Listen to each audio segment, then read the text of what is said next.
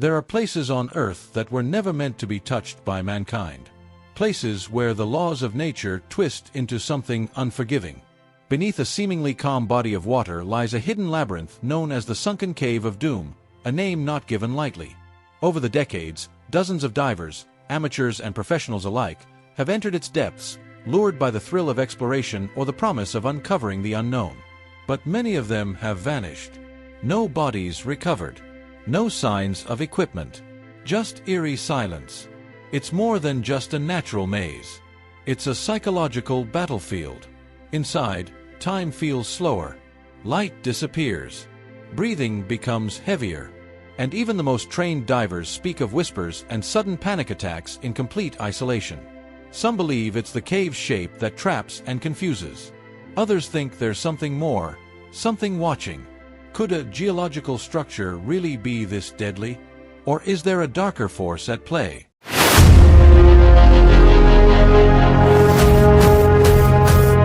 Long before scuba gear and oxygen tanks were ever imagined, locals spoke of this cave in hushed voices. The indigenous tribes called it the Sleeping Stone Serpent, believing the waters were cursed and guarded by a jealous spirit that lured brave souls into the dark to feed on their fear. Fishermen warned outsiders of strange tides that would pull boats off course or of disappearing animals near the water's edge. But these were just stories, until divers started disappearing. One of the earliest written accounts came from the 1800s when a European naturalist attempted to map the underwater cave. His journal, recovered after he drowned, describes glowing formations, whispering voices, and a pressure on my chest that wasn't just the depth. As word spread, the cave gained a new name, Doom. Not because of the thrill, but because many who entered never got a second chance. These weren't just tales for children. They were warning. The modern age brought modern courage, or perhaps modern arrogance.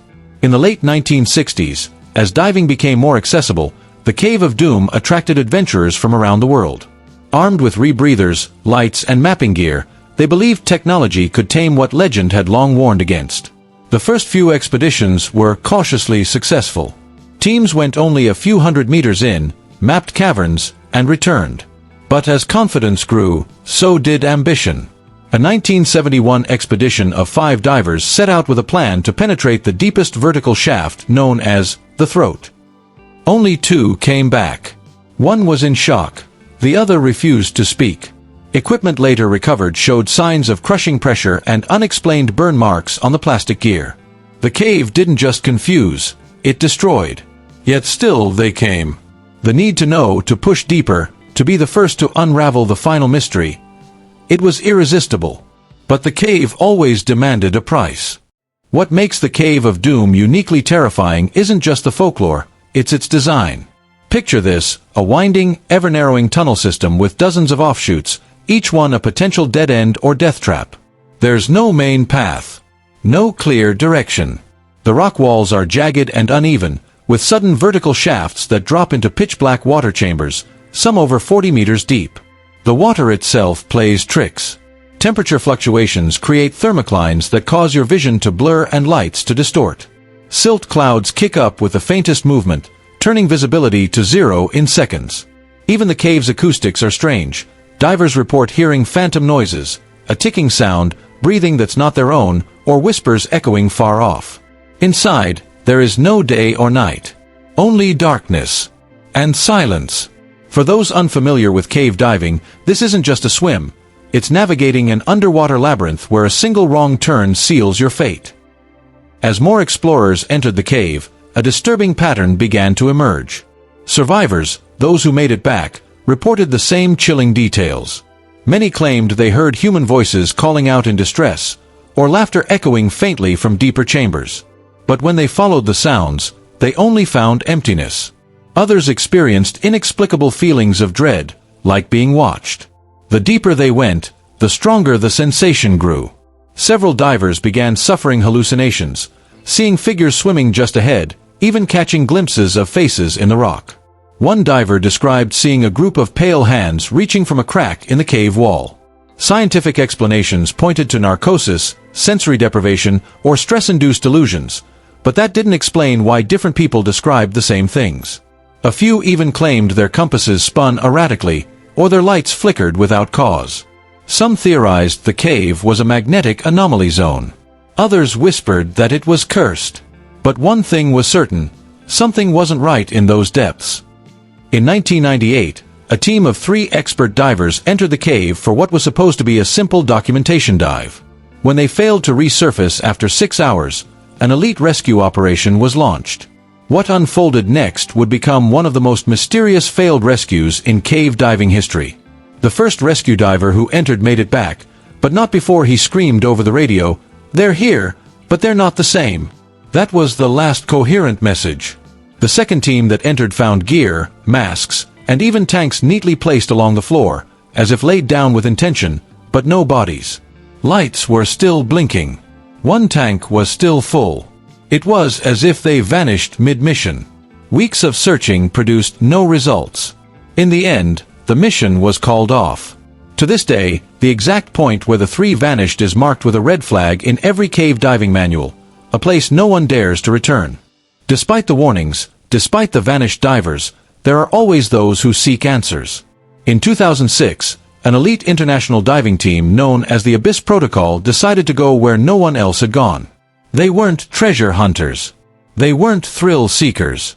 These were scientists and ex-military explorers, armed with custom-built rebreathers, sonar drones, and thermal scanning equipment. Their goal: reach the unexplored chamber rumored to be at the very bottom of the cave.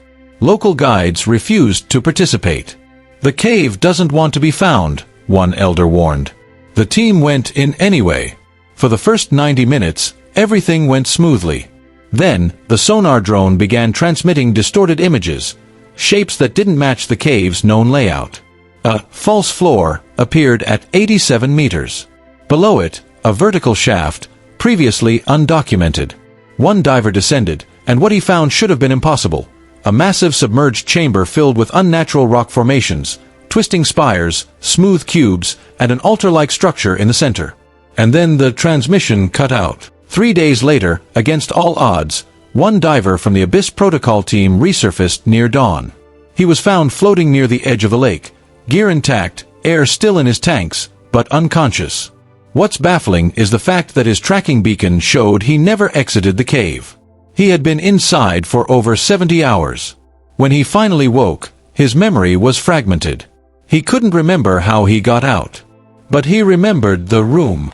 A chamber larger than any cathedral, with walls that pulsed like veins. He spoke of lights without source, gravity that reversed, and something watching from behind the rock. He drew images, twisted spires, floating stones, and a human figure with no face. Experts suggested he suffered from hypoxia or trauma-induced hallucinations. But when the ink from his sketches was analyzed, it matched no pigment on Earth. What he brought back was more than a story. It was evidence. And suddenly, the cave wasn't just a local legend, it was something much bigger. After the incident, the cave was officially sealed. Military presence increased. Roadblocks went up. Local media were told it was for environmental protection. But locals knew better. Rumors spread of helicopters landing at night, of men in hazmat suits going in and never coming out. Files on the cave were wiped from public geological databases. Even satellite images of the lake were suddenly censored. The diver who resurfaced, he vanished, moved to an unknown facility. Those close to him were told never to speak of him again. Whistleblowers claimed a joint intelligence task force had determined the cave wasn't a natural formation at all, but something ancient, maybe not even terrestrial. No one knows how deep the cave really goes. And no one who ventures too far ever comes back. But somewhere, locked behind government walls, is data, recordings, scans, and maybe even physical evidence that tells the real story of the sunken cave of doom. A story too dangerous for the world to hear. 1 year after the incident, a privately funded expedition was launched under the radar. Unlike previous dives, this team wasn't composed of military scientists or elite divers. They were independent explorers, geologists, cryptographers, and a deep-sea mythologist named Dr. Isaac Renner. He believed the cave wasn't just a natural wonder, it was a living archive. The descent was recorded using a tethered capsule equipped with light, pressure sensors, and 360 degrees video capture. As it passed 100 meters, the rock walls began to change. less like limestone, more like bone. Glyphs appeared, not etched, but grown into the surface. The capsule shook violently at 123 meters, and for 17 minutes the live feed froze. When it resumed, the view was impossible. The chamber looked larger than a football field, lit by pulsating organic light from the walls. Sounds, like a distant heartbeat, echoed. And in the center was something that couldn't exist, a black cube levitating perfectly still, humming softly. No propulsion, no support. Just floating. The team had two choices, abort or send one of them in. And Dr. Renner volunteered. As Dr. Renner swam into the massive chamber, the cube reacted, subtle at first. The water pressure around it shifted, creating a gentle current. And then, the impossible happened. His flashlight died. All of them did. But the chamber didn't go dark. The light now came from inside the cube itself.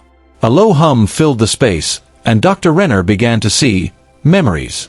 But not his. They were flashes of creatures with elongated limbs, of skies filled with twin suns, of oceans deeper than Earth could hold. These were not hallucinations. The team on the surface confirmed. Renner's eyes were moving rapidly, his oxygen consumption spiked, and electromagnetic interference blanketed all instruments. Suddenly, a pulse hit the chamber, everything went silent. Then he whispered something through his comms. "It's not a cave. It's a vessel." He blacked out moments later. They recovered him, barely alive, but the black cube? It was gone. Disappeared. And from that moment, Renner was never the same. Dr. Renner recovered physically, but mentally, he was fractured. He spoke in multiple languages he'd never studied. He painted symbols obsessively, many matching ancient ones from lost cultures, Sumerians, Mayans, even Aboriginal Dreamtime art. Psychiatrists diagnosed him with temporal lobe seizures. But others, especially cryptologists and myth historians, thought differently. What if he had accessed something real, something stored within the cube? His notes included strange time patterns, like a countdown or celestial alignment. Then, others began reporting strange dreams after visiting the lake, visions of the same cube, the same chamber, the same being watching. Authorities tried to bury the story. The cave was permanently sealed using explosives. But those who went too deep, those who saw it, claimed they heard it again in their minds. The hum, the whispers, the call to return. And one terrifying idea grew louder with each passing day. The cube wasn't meant to be found, because it wasn't from this world. After Renner's episode and the government's discreet sealing of the cave, you'd think the story was over. But it was only the beginning. Within months, strange reports began surfacing from remote corners of the globe. Divers in the Pacific disappearing inside underwater sinkholes, a magnetic anomaly recorded beneath a glacier in Antarctica, and the most chilling of all, a cave system discovered beneath the Sahara Desert, previously buried for thousands of years, with nearly identical black cube carvings. Scholars compared images, and the patterns weren't just similar, they were identical. Some experts theorized these were parts of a global system, markers of an ancient intelligence, possibly pre-human, possibly non-terrestrial. Renner's sketches, once dismissed as madness, were now used as a guide. A quiet panic began to spread in high-level academic and defense circles. But the public didn't know. They weren't supposed to. Still, dreams started spreading. Unrelated people around the world reported seeing the same black cube. And they all heard the same thing in their dreams. One has seen. The rest must follow. It had been over a year since anyone had dared to dive into the Mediterranean cave. But then, it happened. One of the original military divers who had disappeared during the first expedition was found, alive.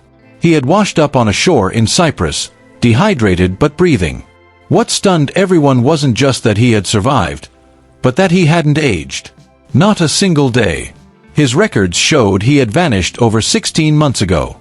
But his watch, his heartbeat logs, even his own memory claimed only minutes had passed. He spoke very little, only in fragments. But he kept repeating one phrase, "The vessel is awake." And then others started returning. Not all of them. Some were found speaking unknown languages. Some were blind. Some were different. They weren't aggressive, but unnerving. As if they were still half there. Authorities captured the survivors, studying them in secret. But the real fear wasn't what they brought back. The real fear was that they might not have returned alone. The footage you're about to see was leaked anonymously and has never been verified. But if it's real, then the story didn't end. It escalated. A final expedition, privately funded, composed of rogue scientists and ex-special forces, went back. They believed the cube wasn't just a message. It was a doorway. One diver, identified only as Subject 9, volunteered for what they called the resonance ritual. He carried no weapons, just a recorder and a hand-carved replica of the cube. As he entered the chamber, something responded. Not visually, not physically, but emotionally. All observers described sudden overwhelming grief, as if the chamber itself remembered. The cube appeared again, floating. Subject 9 walked toward it, and vanished. Not imploded. Not dissolved. Vanished. Seconds later, the entire cave system began to collapse. But the strangest part, a voice came through his headset. Calm. Deep. Not his voice. It said, "Now you see what sleeps beneath. The cave is gone. The data was erased. But the dreams have only grown louder." And the last page of Renner's journal? It didn't contain words. Just a drawing. Of Earth. Split open. And a cube rising from the core. Thanks for watching. Like, share and subscribe my channel.